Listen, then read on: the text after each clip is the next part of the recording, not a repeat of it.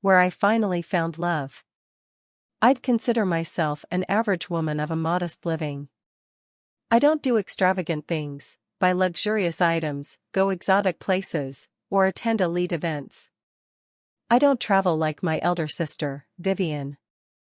I don't tattoo in an upscale city and have a web of connections like my bestie, Drew. I don't wear designer clothing like my neighbor, Raven. I'm an average woman of a modest living. I work at the local daycare by day and a convenience store at night. When I wake up, I wash my face, brush my teeth, and put on some chapstick. I don't use fancy, mineral-filled cleansers or apply $100 worth of makeup. I get dressed in my daycare uniform, slip on my ragged-ass sneakers, and dash out the door without a second thought as I sling my worn-out tote over my shoulder. I don't make conversation on the bus, just sit in the back and scroll on my phone. I say polite excuse me's when I have to claw my way out of the bus, tripping 30% of the time. I snag fruit from a local stand, run by an elderly woman who's had the same stand in the same corner for the past 3 decades. She's the only one I talk to, since I apparently look like the daughter she lost young. Every day, she says you should try harder, you won't get a man like that, and every day I reply with maybe next time. Call me frugal, but I barely afford rent and toilet paper. And besides, who am I going to impress? The toddler that vomited on my shoes? The creepy, gamer loner who comes to the convenience store for his nightly energy drink to power through whatever level he's on? Oh, wait. I know. It's the super hot son of the CEO. Yeah, right, I've read too many webcomics. Maybe I should jump in front of a truck, those characters in comics always end up as royalty or something.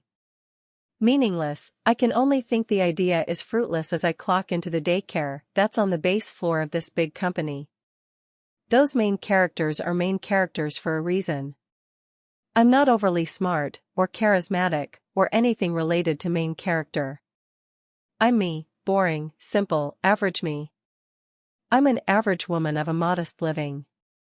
Apparently, all these high-profile butt-munchers think I'm a nobody, since they won't even spare me a passing glance if I go to the cafeteria for break. The only person who will talk to me is the janitor, Pat, a middle-aged man who is fairly good-looking given his profession. Normally, janitors are scummy-looking. But Pat is okay, his girlfriend is pretty too. They once invited me to play charades at their place, when I had first moved to the city and just started working here. I politely turned them down, I was never one for game nights. I was eating my measly lunch when Pat came barreling into the cafeteria, nearly chucking a woman to the floor as he shoved people aside and ran to my table. The excitement glimmered in his eyes. He was the happiest I had seen him in a long time. Turns out, his girlfriend proposed to him. He was now engaged, I was happy for him. He said I was invited to the wedding, which was very exciting. It would be the first big event I'd be attending. His fiancée, Grace, truly lived up to her name. She was soft-spoken and kind, and took me to all the bride things like wedding dress shopping and looking at flower arrangements for the bouquet. She wanted me to be a bridesmaid, but I refused, I barely knew Grace. But she was awfully insistent. So, I agreed. When we went bridesmaid dress shopping, I had to look at the price tags. I did see this beautiful sage green cocktail dress, but it was out of budget. I left the shop with empty hands. Was I disappointed? Sure. But I'd rather have food that month than a dress I'd only wear once.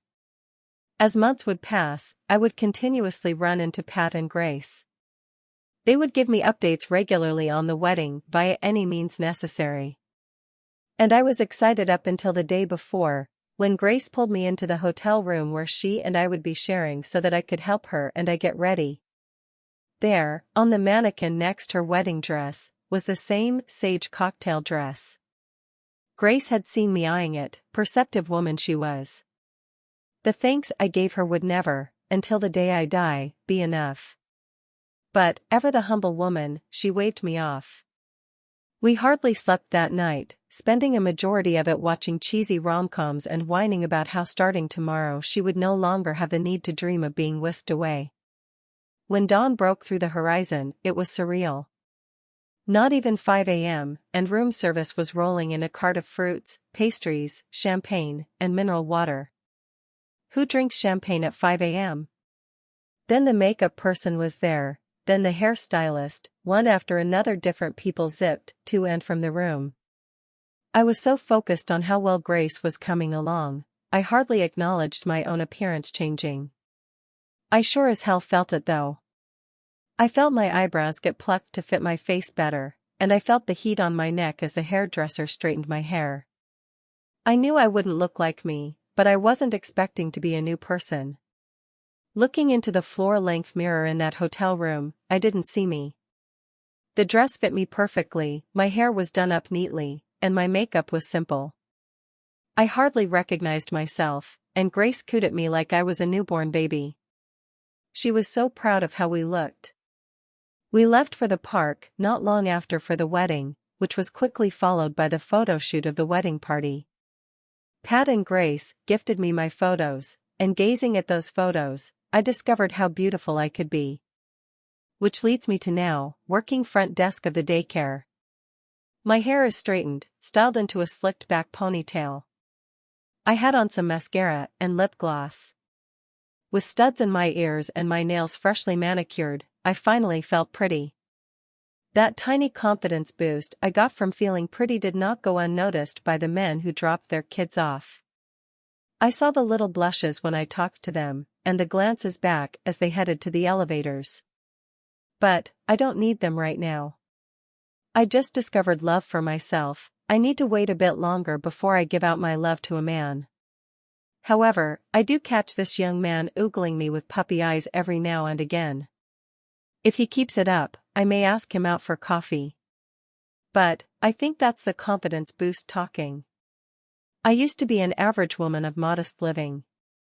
Now, I'm a beautiful woman who finally found out how to love herself. If that means spending a little extra for self-care, so be it.